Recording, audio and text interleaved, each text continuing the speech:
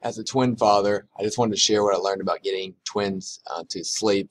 It's very important, and I came up with a few tips that might be helpful to someone out there that is desperately trying to get their little ones ready to sleep. Um, our twins now sleep over 12 to 12 and a half hours a night. They're 13 months, but it took a lot of work to get them to that point. So I just want to share some of these thoughts. The most critical thing in the beginning when they're first being born is to get them on a schedule. There's great books on this. Baby Wise is a good book on scheduling. But the schedule is basically everywhere from 2 to 4 hours. They're in a rotation of sleeping, waking up to get changed, feeding, and then you try to keep them awake and allow them to play for a little bit or interact with you, and then you try to get them to put themselves to sleep at the end, or if they fall asleep in your arms or something like that. The key is to kind of stir them just a little bit when you put them down in their swing or in their crib, so that they can practice putting themselves to sleep. If you do that consistently in the beginning, the babies will naturally teach themselves how to sleep. Um, you know, and then over time, that schedule will increase as they get more proper nutrition, as they're able to eat more and more. Eventually, we'll go to 4 hours, then maybe 5, then maybe 6. The old adage is never wake a sleeping baby. From my experience, I would disagree with that. I think during the daytime, you keep them on the exact schedule and you wake them up to eat and change and play, and then let them put themselves back to sleep with their main naps in the beginning. And then at night, you let them sleep as long as they possibly can. And when one baby wakes up, you wake the other baby up, because the twins have to be on the same schedule, or else mom and dad are going to go crazy trying to care for them. So it may be every 3 to 4 hours or even every 2 hours, this schedule in the beginning, but that doesn't last if you're consistent. For most people, we saw fairly quickly within the first month or so, we've gone from 3 hours to 5 hours at night, 5-hour stretches at night. And then, within the first couple months, all the way up to 8 hours, 7, 8 hour stretches at night. But stick to the schedule, and that babies have to know what to expect and they get in that groove. And then as they eat more and more, they're able to extend the time out. But scheduling, I think, is so important. They need that. What's going on. There's great books on that. Baby Wise is the best that I've read. Allowing the babies to put themselves to sleep when they can is very important. They have to learn to put themselves to sleep. If they rely on you or a bottle to put themselves to sleep, you're going to be giving them a bottle or rocking them forever, and that's not preferable for most people. So in the beginning, they're going to be sleeping all the time. They'll probably fall asleep in a bottle and with your arms, and that's fine. Just stir them just a little bit when you put them down. Happiest Baby Guide to Sleep has great advice for this.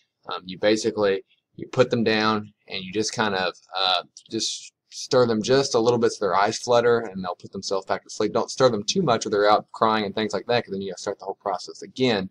But it's okay for you to rock them or feed them to sleep, but just stir them just a little bit so they can practice putting themselves to sleep and put them down in the beginning.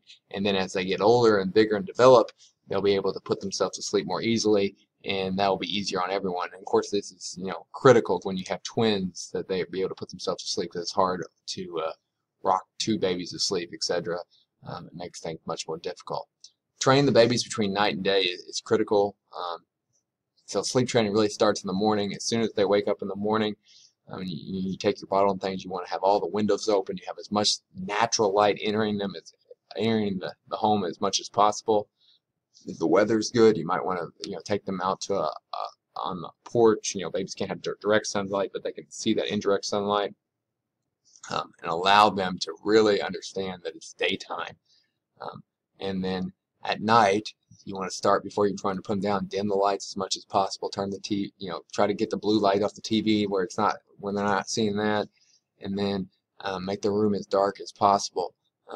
You have to teach them night and day, particularly babies. Our twins were in the NICU where the lights are on 24/7, so it was a big thing for us to teach them night and day, and they got a hang of it very quickly within a couple weeks, but you have to be consistent with that.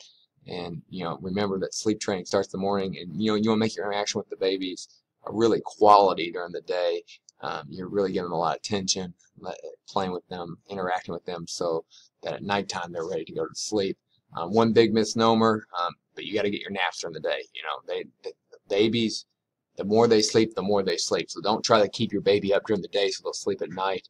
For the most part, that will lead to overtired babies and big problems. So make sure they're getting their appropriate naps. The baby's room, you want to use, particularly twins, we know white noise has been critical. Get little noisemakers. We have two of them, one between the baby's cribs and one near the window, to block out all that other noise. It helps them sleep through storms, you know, trucks going by, depending on where you live, noises within the house. We try to make the room dark as possible so they know it's nighttime. Of course, always make sure you take care of your safe sleeping conditions. Nothing in the crib that could the baby could suffocate on or anything like that. So that's the most critical thing. Of course, then you're going to probably have a monitor in there. You're probably going to need 2 cameras, etc. So you can keep an eye on both babies. Crying is all the time in the beginning. Do not remove the other twin when one of the twins is crying. You're trying to give comfort to one twin, keep the other twin in there.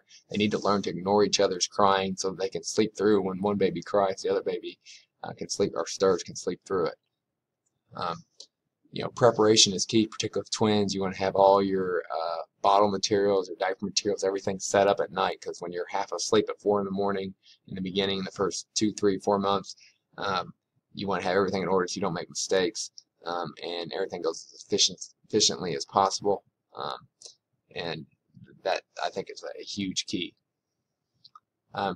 When with twins, you got to do what you have to do. We did all kinds of things. We had a reflux. Our babies had to sleep in rocking plays for a while because they need to be held up. We had to lift the mattresses of the cribs up for the reflux.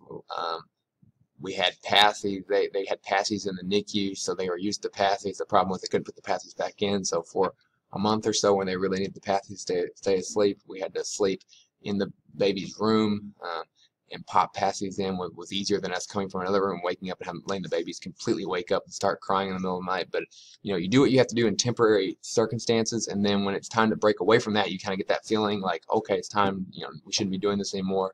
Let the baby have more independence, more strength. Then you just have to go for it and make that adjustment. So it's a constant adjustment process, particularly with twins. And everything, you have to be more precise with twins, because there's 2 babies and you have to keep them on the same schedule, and you want them progressing at the same rate. If you have to cry it out, if you follow the schedule and you teach them, you stir them a little bit when they lay down, you may not ever have to cry it out. Our babies did have to have a little work with that. You have to have a plan with that. You have to make sure they're old enough and mentally and physically developed enough for that. We did ours about 6 months. But you need a plan. You can study it. We use graduated extinction techniques where you give the babies comfort every few minutes and then extend that period until they learn to completely put themselves to sleep. With twins, it's more complicated, obviously, because they will often wake each other up, and one's crying, the other's not. So you have to be very consistent, set everything up perfectly, and then you'll find some success with that. Relapses can happen when they get sick, when they have developmental milestones, but you just got to stick with the plan and keep moving forward and keep making adjustments. Great resources. I highly recommend the book Baby Wise. I also highly recommend the book Happiest Baby Guide to Sleep. They kind of balance each other out. Baby's Wise is more strict. Happiest Baby's Guide to Sleep is more laid back. You kind of combine those. That work really well for us. Of course, there's lots of resources on the internet and on YouTube. But really study, and particularly if you haven't had the babies yet, study as much as possible. My biggest regret is I didn't start really studying until I had the problems in the beginning. You want to be proactive as possible so that you can solve their problems before they happen. I hope this is helpful and has some good tips. Maybe I'll add some more later, but getting twins to sleep is critical.